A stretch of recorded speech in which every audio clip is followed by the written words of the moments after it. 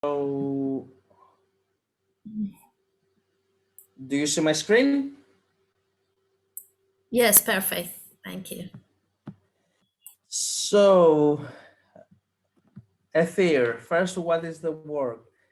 The idea is a solo flute. So, what I thought is a small inspiration of the Ether. What was the Ether? Usually, my scholars, when I give a title or something, I like to give an explanation of what's happening. So, except in alchemy and philosophy, Ether was the pure divine air that the Olympian gods breathe. Uh, so imagine the idea of a piece that you have full of airy sound combined with a color. It's something not divine, but definitely something that has the idea of mysticism, and something that tries to create a whole atmosphere. It's not about only technical approach, but it has to evolve as also the air evolves. So, as it was my first piece, my teacher then asked me to do something with big notes in the beginning. Why? Because the process was to take something slow and then learn how to develop a theme, develop something. It doesn't mean if it's tonal, it doesn't mean if it's neotonal. We don't care what the style is, what our aesthetics are. We care about how you take something and you start developing it. So what I did is taking those, let's say, intervals. So by starting with that,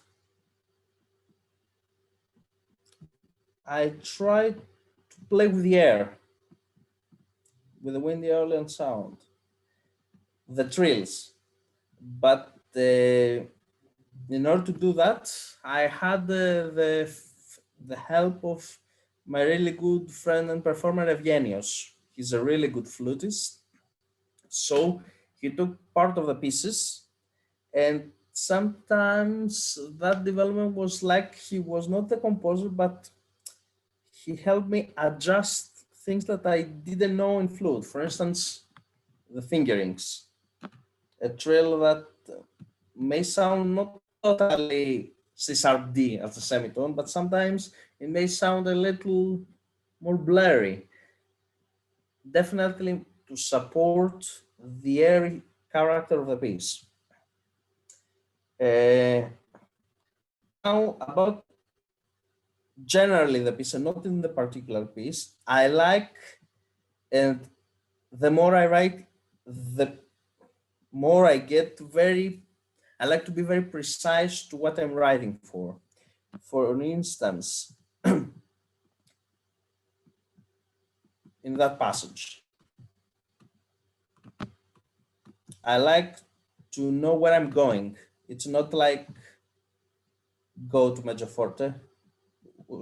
Perhaps you need to start from pianissimo, go to major forte and back. Now, what I'm doing, for instance, I would write before that where I want to go. A major forte, a forte. Back then, I was trying to leave things at the performer's, so let's say, discretion. Now I get to be a little more precise to what I want, because I know that as a performer myself, that the clearer you are, the better approach will be for the performers. Now, about the specific piece, F sharp, C sharp. Sit mostly something as sometimes like this: up, down, up, up, down, up.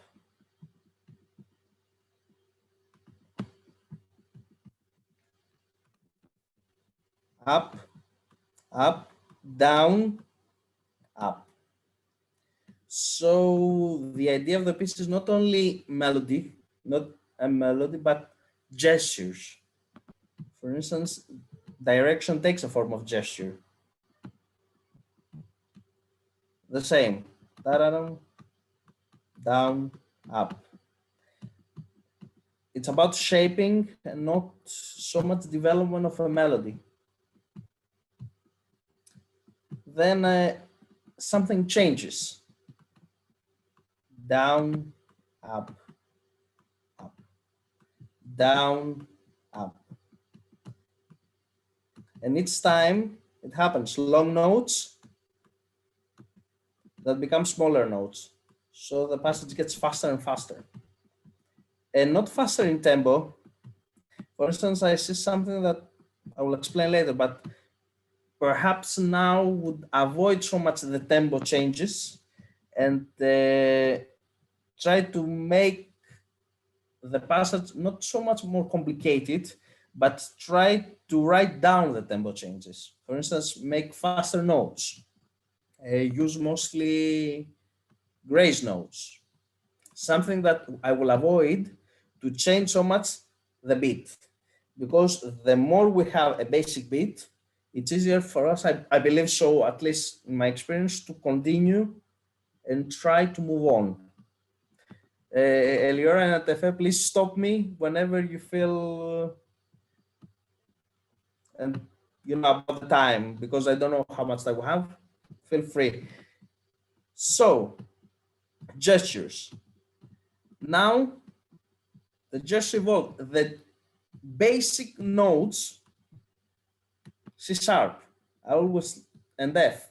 I always like to play with intervals like fourth, with augmented intervals, or something that becomes sometimes like I don't know if it's psychosis, but definitely something that is persistent. C sharp F. We'll see that a lot. We'll see the particular intervals a lot. Even in other piece, I like to take something distorted, maybe give it clear at the end, but definitely always something that will show that the material and the themes I use have economy. Because when you take something, you can shape it a lot. You may take two or three things, develop them, but everything has to be, it's like duff. Like when you make a pie, you may have something like that, and then you can make a magnificent pie only with that thing that in the beginning is like that. Now, again, down, I go down, I like up, up. I like to play with the shape and the element of air a lot. So, melody, air, melody, air. Again, this change. It's a theory, it's air, it's divine air, it's melodic air. I don't know if someone of you have read Silmarillion by Tolkien. The first book, it's that the world, at least in Tolkien, was created by divine music. So, sometimes I have also this kind in mind, that airy music, and this shapes the whole material. Too, romantic in terms of context, but sometimes I believe in tradition. What I mean, it's like we take something, we distort it to something may sound completely contemporary, but if we start taking the score and scratch it, we may see again Beethoven or Bach, because we are part of it. It's music, it's evolving. So again, the air. This time an anticlimax. Why anticlimax? Because the music goes up, but still up, down, up, down. The shaping. The shaping not only music, but shaping also in dynamics. The trills, the same thing, create their sound. That part I feel it. That part I feel like it's the same material, C F sharp instead of F sharp, F natural. It's exactly the opposite, but still the same interval, still the same principles. In this part, I feel like it's a second, not a second movement, but I feel that's the first ending, and here we go to something else. It comes from the first, but this time it starts being faster and a little more virtuosic. Uh, Trills, and now the melody. Tan, tin, tan, tan, tan. We said that before. We said that here. So economy of the material with the same principles. Direction.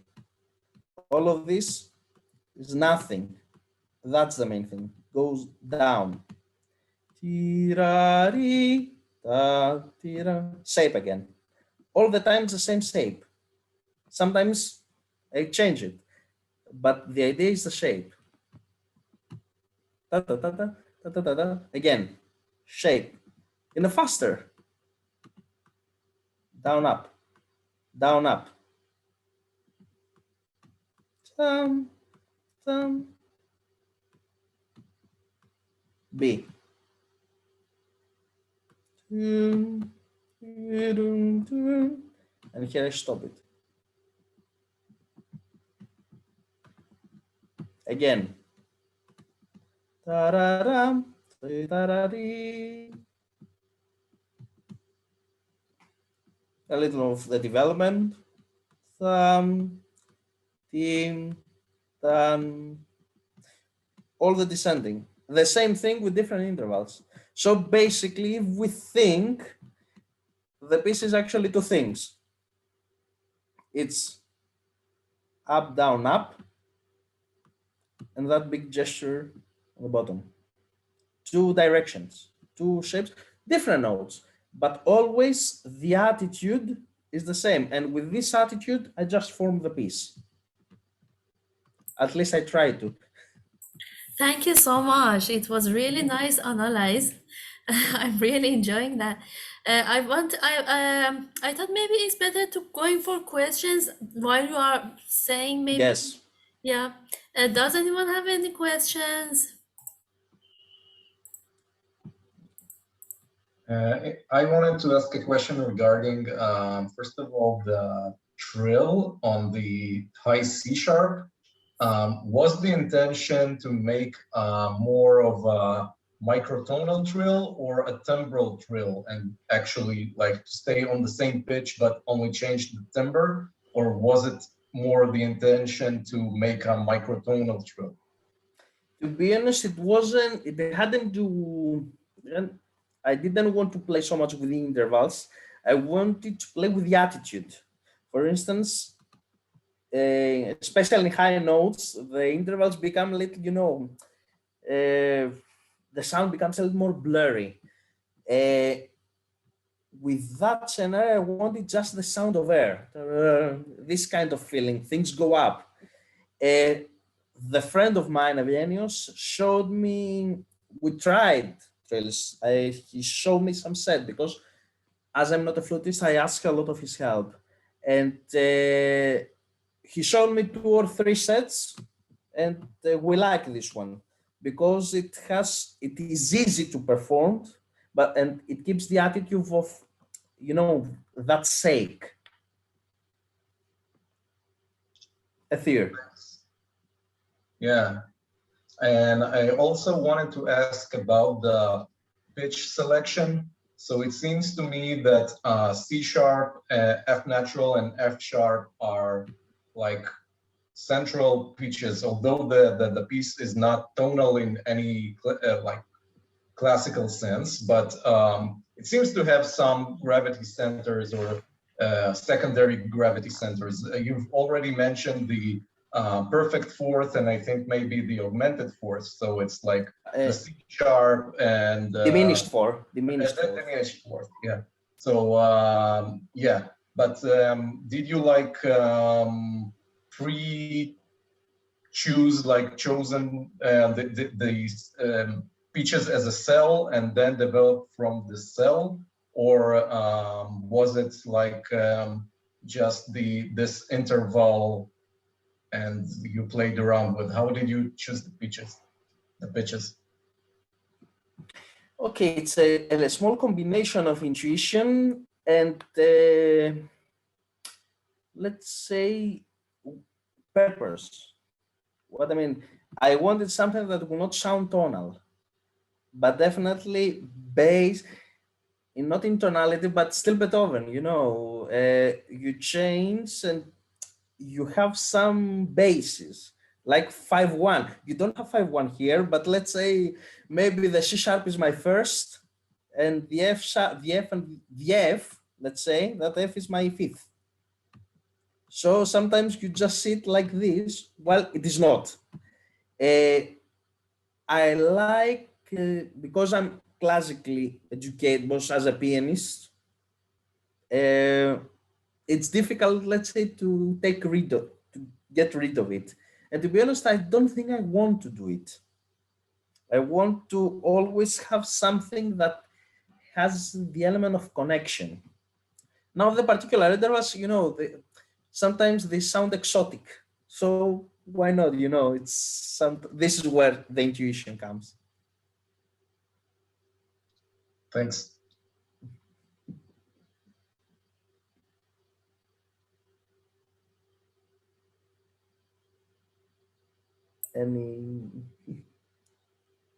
If no one else has a question, I do.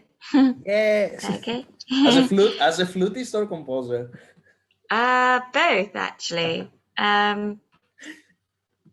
So And a good flutist. thank you.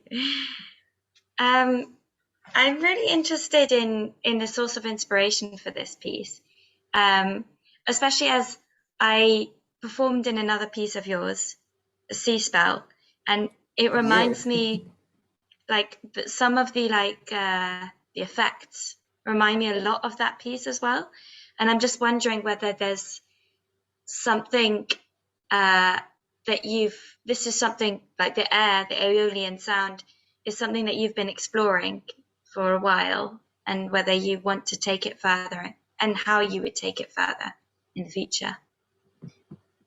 To be honest, what I do in every instrument, especially woodwinds, I just go read any technique that we have and see what I like. So I don't try to use it, but I try to learn, because with that I understand what the instrument is capable of. So the Aeolian sound is something I really love because of this blurry and this kind of, imagine a flower that does this, or the peacock. I feel like this element, and sometimes you open, you close, and the air has to give us this kind of small element. Open, close, open, close. It's not, even if it's forte, and the real sound is piano, still you listen that.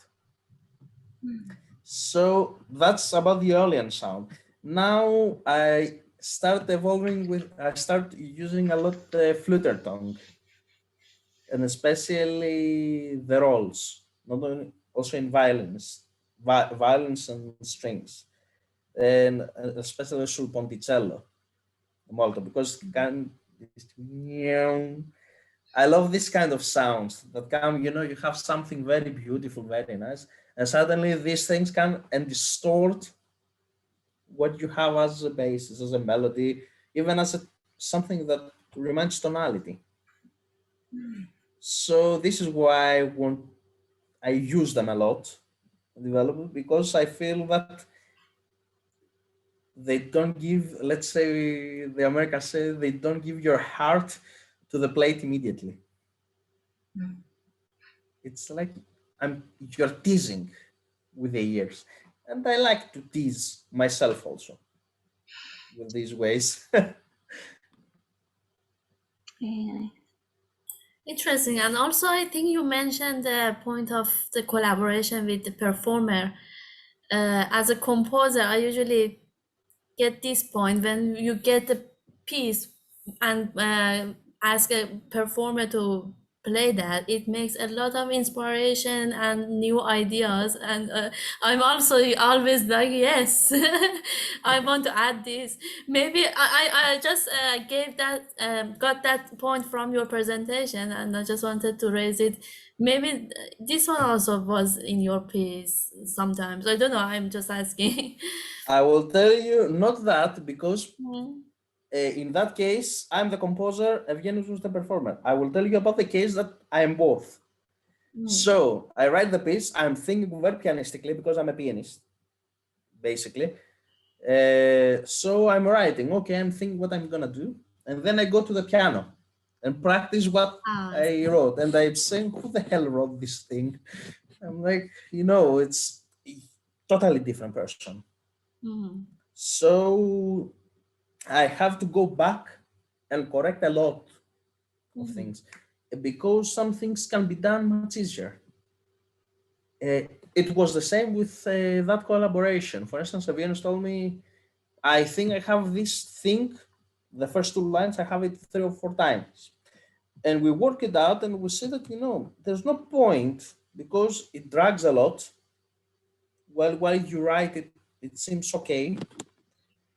And we just found ways to take that, connect it, and make it more solid.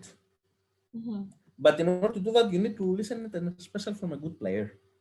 I could play that myself, but I'm a very bad flutist at tennis school. So it was impossible to listen all the nuances.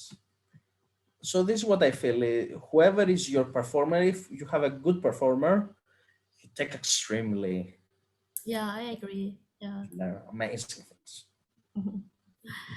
Thank you so much. It was so good. Well, I Amazing. thank you very much, and it's my real pleasure to be here. Thank you. Shall we go for the next composer, Dana? We still have a bit of time, no? No, Are actually. there any more questions? Okay. But if there is any questions, we can add like 2 minutes or 3 minutes. I stopped the sharing so you can see me now, right? Yeah. Yes. Okay. I actually do have one more question for you. um, so I wanted to ask you whether, when you wrote this piece, whether you had particular colours in mind, because you say in the program notes that you want to explore particular types of colours. Did those colours that you imagined come into realisation? And if you had it performed again, what would you want the flautist to do differently? It's always the thing that interests me. To be honest, I don't have an answer for this because I wrote the piece 4 years ago. I have forgotten what I wrote. I have completely forgotten because now I see it completely differently. The years, it's now perhaps if I write the piece now and see it 3 years later, I will see it differently, but not so much because this was my first official piece with my teacher. I had already two pieces before, but the one I keep, let's say it's a piano sonata, which has similar things, but I find myself in a completely different position. So I don't know if I will do anything else. Definitely, the only thing I would ask for I would do as a composer is be even more specific in the score. So I will show to the performer what I wanted, and I would expect that to be even more precise to what I want. So I don't think it's the performer's job, it's my job to do something different for them to do something different.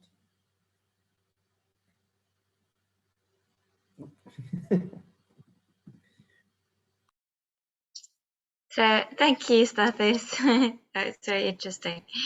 So yeah, I think we're ready now to move on to Dana. You ready? Sure. Thank you. That was really interesting, Stathis. Thank you. So I shared actually my score on the chat. So that way, if anyone wants to scroll through, then they can. And then there's like a video of the performance, so you can decide what you want to listen to see. I don't know. Oh, maybe I should introduce myself. I didn't introduce myself. Yeah, my name is Dana. I'm a composer from Israel. I've been composing for maybe 7 or 8 years, I think. This piece called Dodi Yarad Legano, which translates to My Beloved Went Down to His Garden. It's taking quotations from a Moroccan Jewish prayer. It's like a nighttime prayer.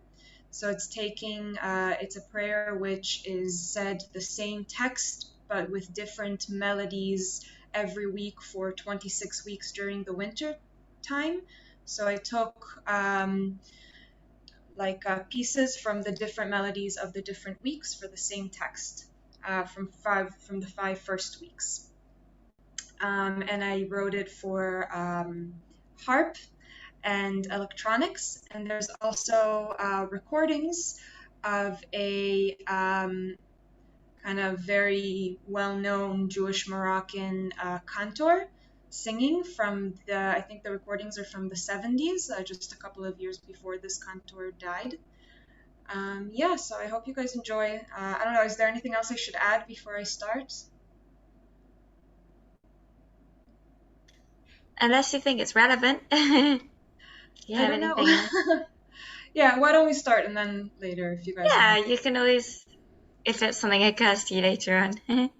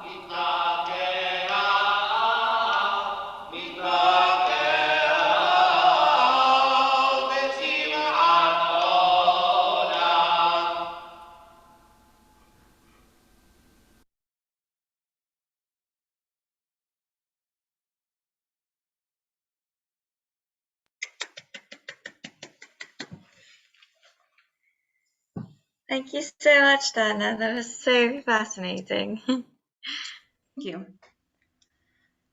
you like to talk some more about the score, or is there Sure. anything else you'd like to say?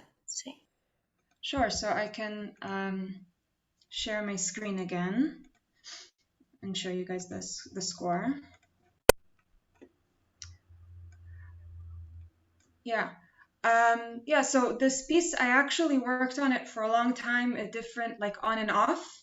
I started off in 2019. I wrote just kind of like a proposal for it because I went to a master class in the Darmstadt summer courses with this. And then the Darmstadt summer courses got canceled because of COVID. So I put it like on the back burner, and then I got in touch with the harpist in Israel that I wanted to perform it, and it went through a lot of different changes. Also with the use of electronics, the addition of the recordings was actually a very late addition because I thought that especially for an audience that's not from Israel, maybe a little bit of context was needed. But there are three main sections. The first one being with the looper, with the kind of polyrhythmic part that's happening. With this part, I mostly just wanted to focus on kind of an introduction to like the mood that I wanted. And I did use, once the looper comes in and there's the harpist is kind of playing with themselves, I did add some of the quotations of the prayers. But that part actually has a optional,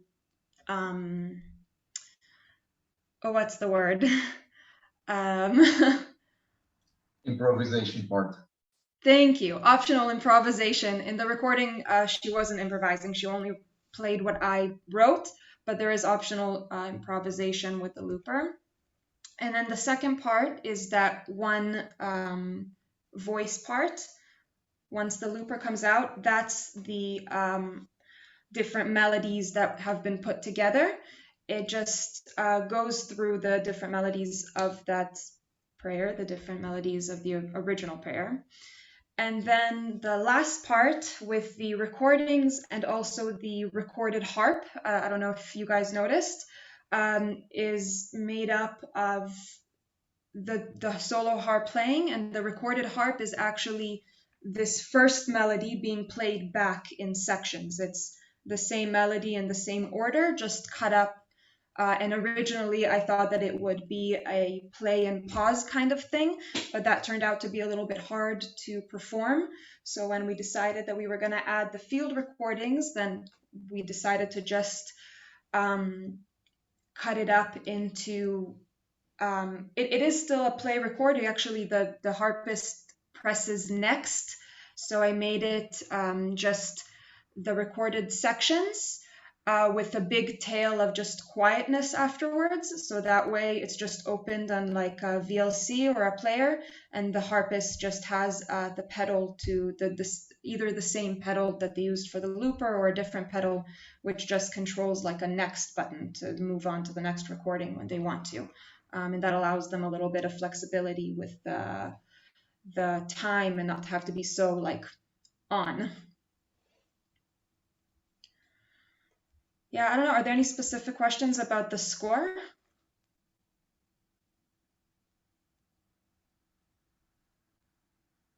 I don't have a question about the score, but I do have a question. So you said that you changed it a little bit to make it easier for the performer.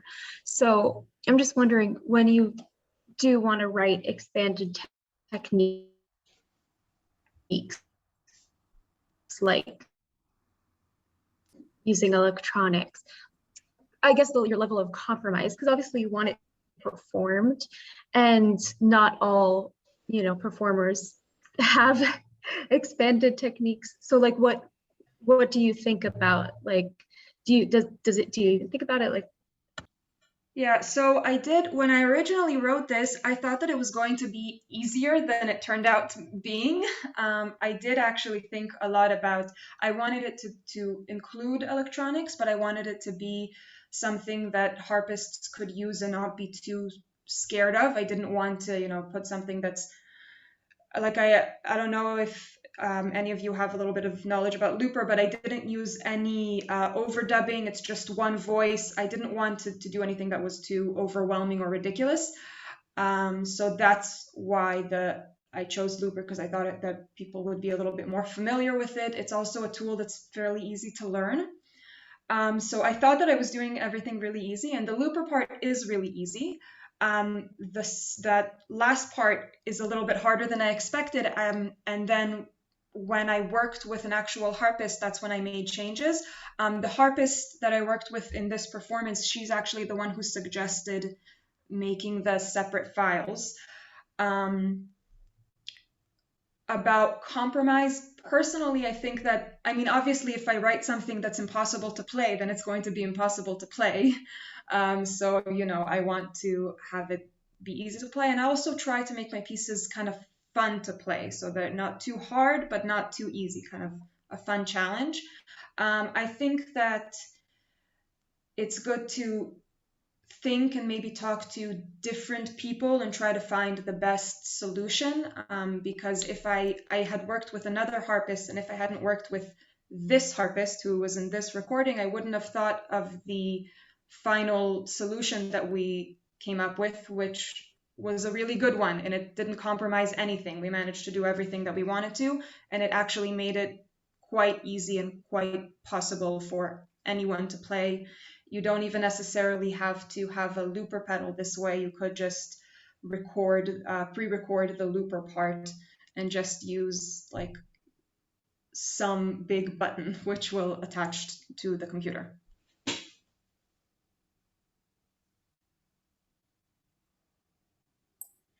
Thank you so much, Nana. It was incredible. I really like the atmosphere from the Middle East, and I'm just wondering, did you follow the specific scale or mode or something like that for creating this piece? Specific. I mean, the tonality mode, or what was your approach for choosing the intervals? Because it had a really clear atmosphere from the Middle East. So yeah, I'm wondering to know how you manage that.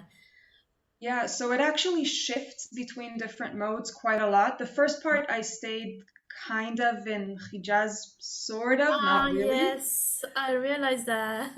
Yeah.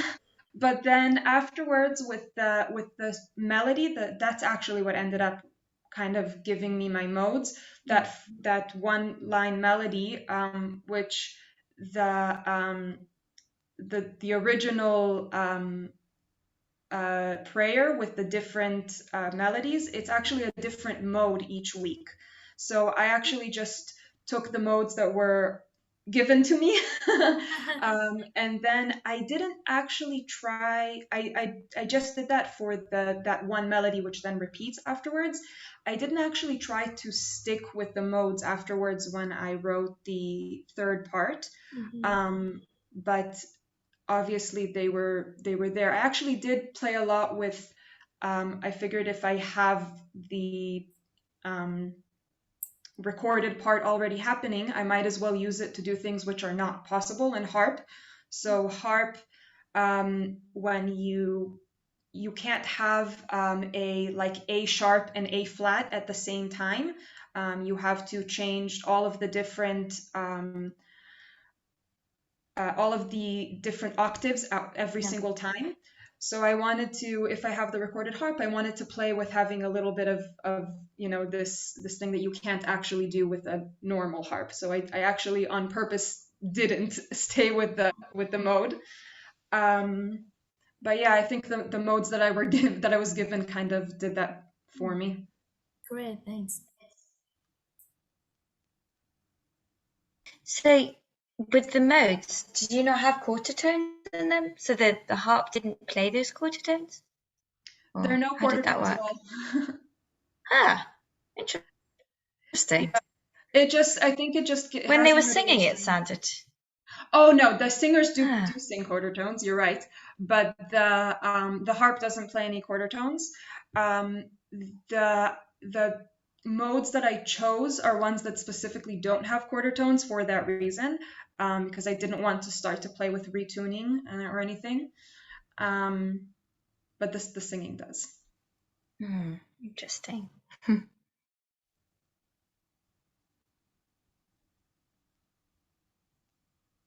Oh yeah, Danny also mentioned that in Andalusi Maqams quarter tones are not so common. Though I think that you're wrong. They are, well, I think they're common, just not in the way that they are written, but I think that the way that they're performed, they just aren't so Western, like perfect half tones.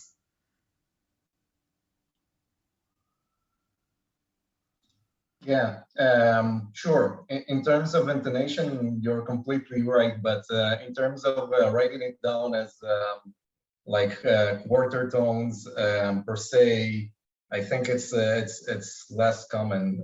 If you listen to traditional North African music, Andalusi tradition music, either whether it's Jewish or Muslim heritage, or you'll hear less quarter tones than in classical Arabic or Turkish or Persian music. So yeah, but the intonation is definitely not like 12 tet, the Western 12 tet, of course. Yeah. Yeah, when I decided to add the recordings, I had one of the a composer that I spoke to who told me, "Oh my gosh, no, don't do it. It will ruin it because they're not in tone, they're not in the same tonality, and this is so tonal." But I'm glad that I did. Yeah, I think the contrast is really interesting Yeah, I because agree. to me it sounds like they have the same kind of like the same kind of shapes, like the contours are the same, but it's like a different dimension to the same thing in a way, because all of a sudden you hear this extra, like these extra ornaments that you don't necessarily hear in the harp part. So it's like the harp is like playing like a skeleton structure of what they're singing, which is really lovely. I also, if there aren't no other like questions, I do have another question actually. If that's okay. So I was wondering, to what extent you would say you connect to the music on a personal level. So, because for those of you who don't know, Dana and I, we both work at the same museum, and we both work in the music archives, the Jewish music archives. We work with a database, and so one of the goals of the museum is to allow Jewish people to find a bit of themselves in the like extremely diverse collection of Jewish heritage from around the world. So I was just wondering to what extent working with the music archive, these samples, has played a role in your work as a composer and like on a creative or personal level. I know it's a big question, but I'm just really, really curious. Yeah.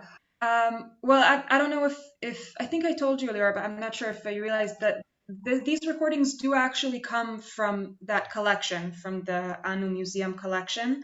They are the only recordings of this particular contour, so we're very lucky to have them, and I was very lucky to be allowed to use them. I am Jewish Moroccan. I'm half Moroccan, but I can't say that I grew up hearing this. I remember I have memories of going with my grandfather to like the synagogue, but I grew up for most of my life, most of my childhoods in the United States. So I can't say that this is like necessarily nostalgic, but I can say that I love this music, and definitely working with the Jewish collection has kind of brought this awareness of Jewish music to me, and it has kind of opened my eyes to this giant world of so much interesting music. And I definitely also outside of work now look for this and listen to a lot of this music just for fun. So I do think that I connect to it very deeply, but not because it's like even though I do technically have the connection, it's not nostalgic or anything. I don't know if that answers the question. Yeah, definitely. It's something that I can relate to actually a lot. So yeah, it's really interesting. Are there any other questions?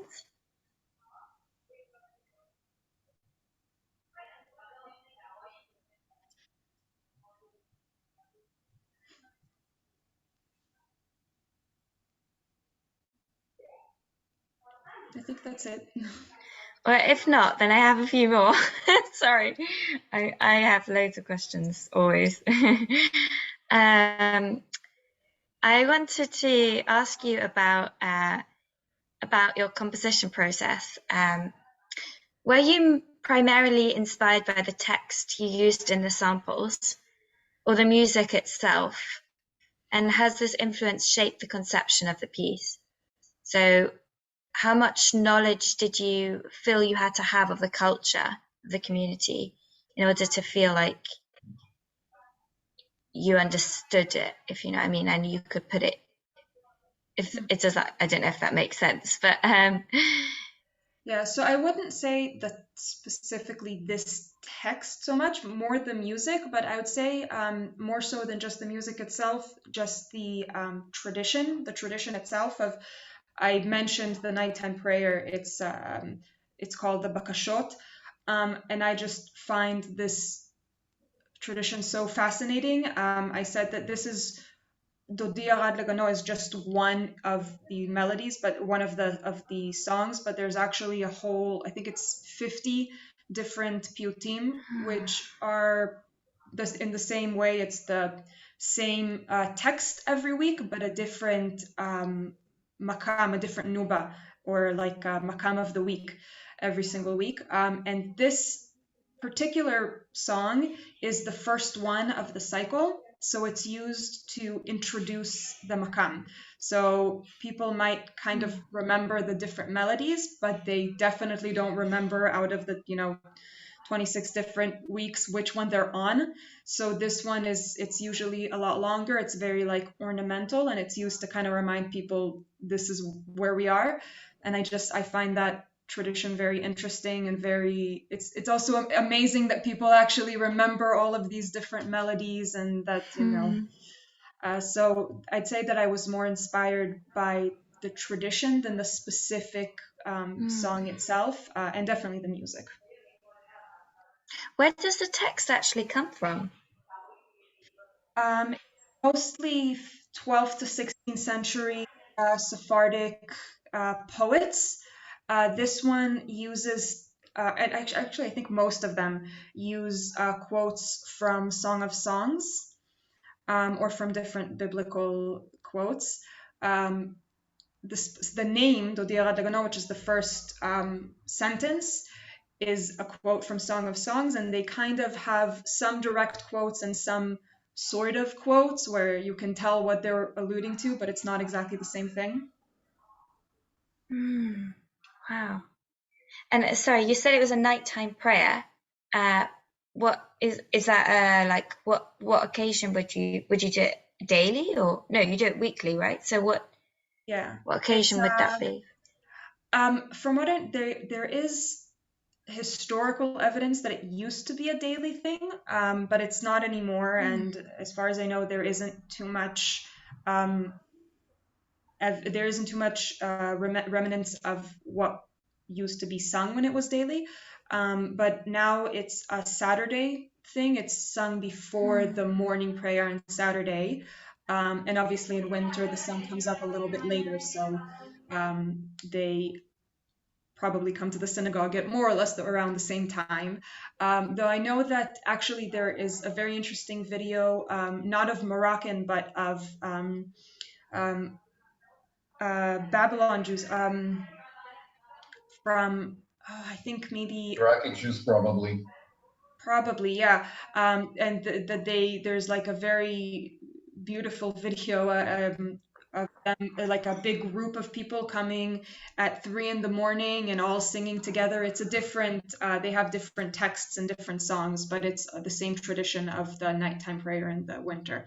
So sometimes I guess they also come earlier. I think the Moroccan bakashot are a bit shorter, so they probably come like early morning. Wow, it's fascinating. Thank you. Sure. Any more questions?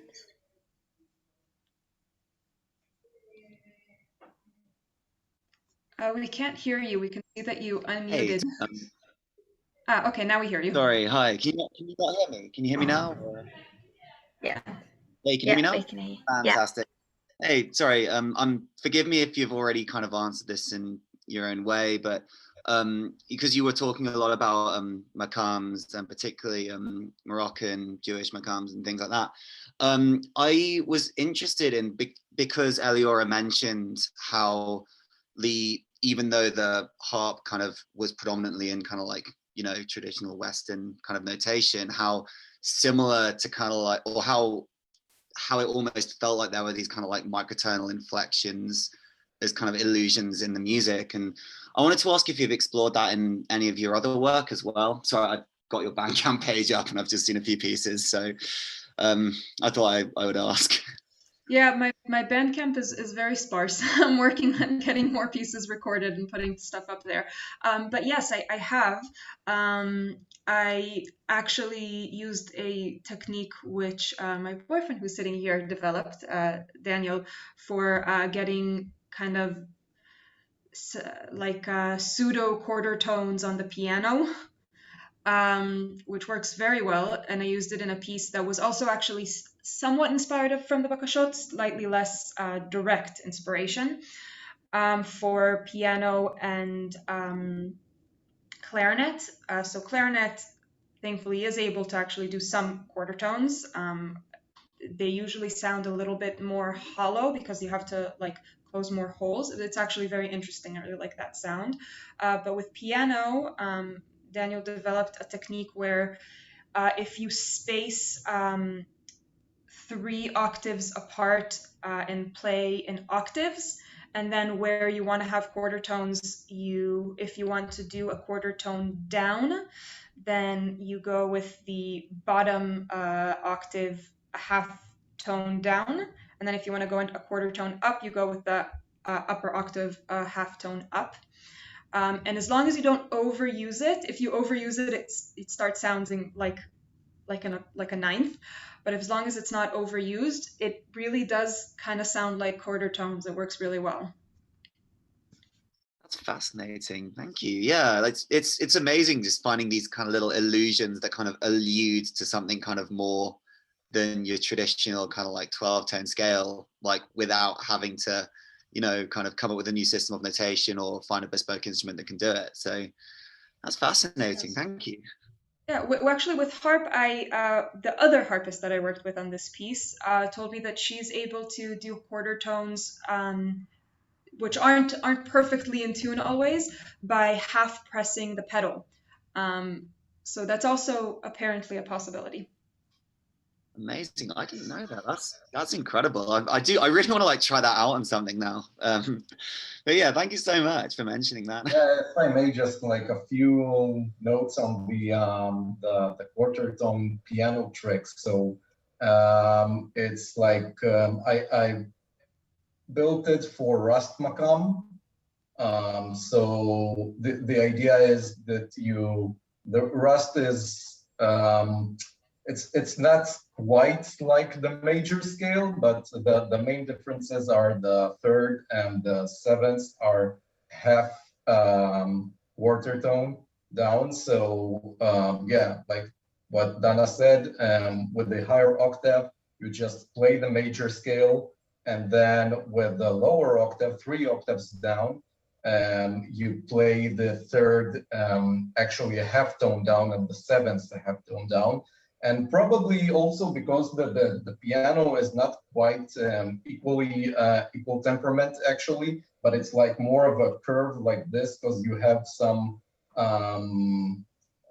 inharmonicity of the strings, the string like mass of the string and stuff causes the piano is not actually quite in tune perfectly. So there are compromises. And I think those compromises and the spacing and the changes like add up. And because like I don't actually have a very good understanding why it happens, but it's like it sort of works. And it's usually better when you first establish the notes that aren't altered. So for example, if you're in Rast Makam on C, so it's better for you to establish the C and some other notes that are perfect octaves. And then when you play it, it's like probably create some psychological illusion because you're already like trying to think about octaves. And when this not perfect octave sounds, it's like, yeah, okay, it should be the same note. So, you know, it goes along, something like this. You're free to try it out. Yeah, and I actually used it for a different makam. The piece that I wrote was in Bastanikal. Amazing. Yeah. Thank you so much for mentioning that, both of you. Like it's really fascinating seeing just how you can use these illusions to create kind of basically kind of trick your brain into thinking, especially like if it's a passage that, you know, if it just happens like once or twice in the middle of something, your brain's going to naturally perceive it as something maybe entirely different to what is physically being played. Oh, that's such a fascinating topic area. Yeah, thank you.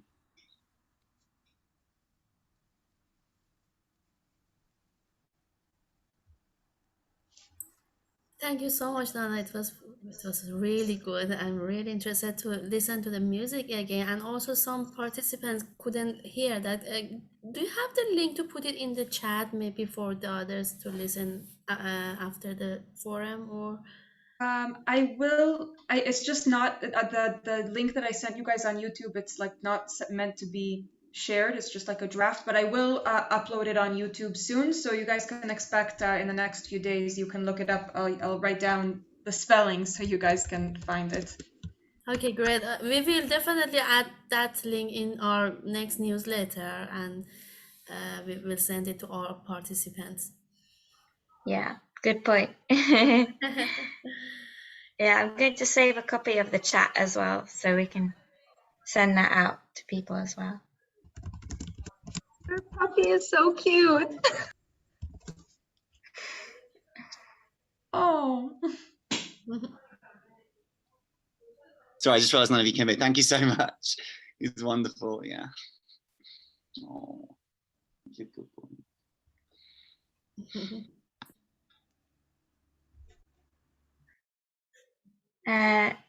Any other questions?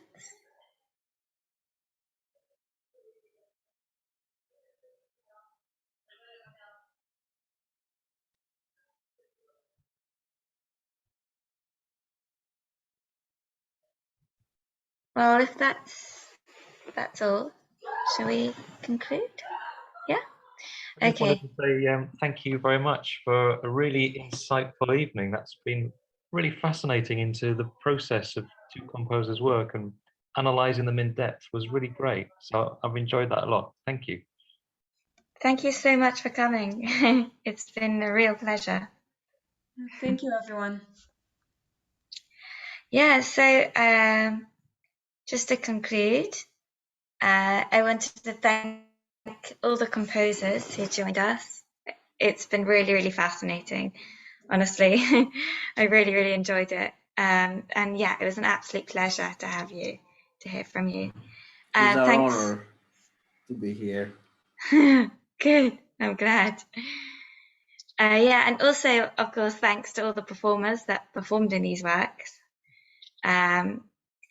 And coming up, our next forum will be on the 6th of February. So don't forget to come. It's on the first Sunday of every month, so that's the date for that.